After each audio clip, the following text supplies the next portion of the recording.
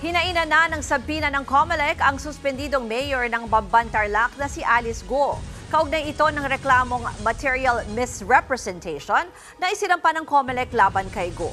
Mula sa Bamban Tarlac, makakausap natin sa linya ng telepono si Mon Gualvez. Mon, ano bang update siyaan? Mon, go ahead. Ruth, may humarap naman pero hindi direktang Ruth, may humarap naman pero hindi direktang tinanggap yung sabina na inihain ng COMELEC. Wala raw kasi sa suspended Bamban Tarlac Mayor Alice Go sa declared address nito base sa records din ng ahensya.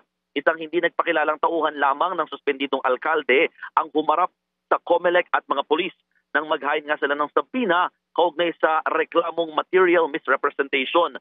Tumanggi yung tauhang i-receive ang formal na reklamo lalo't hindi raw niya alam kung nasan si Go. Dahil dito, sunod na pinuntahan naman ng mga otoridad yung Office of the Mayor ng Bamban.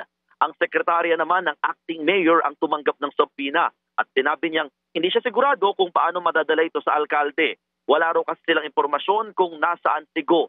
Nag-ugat ang reklamong material misrepresentation dahil sa pagsisinungaling umano ni Go sa kanyang Certificate of Candidacy na siya ay Pilipino. Lumabas daw kasi sa initial na investigasyon ng NBI na magkapareho yung fingerprints ni Go at ng Chinese na si Go Waping.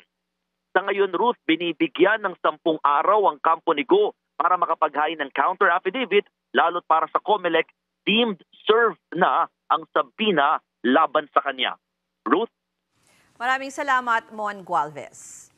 Mga kapatid, ako po si Ruth Cabal. Maging maalam at may pakialam sa mga may init at rumaratsyadang balita sa Frontline Express. Para maging updated sa balitaan, mag-subscribe lang sa social media pages ng News 5.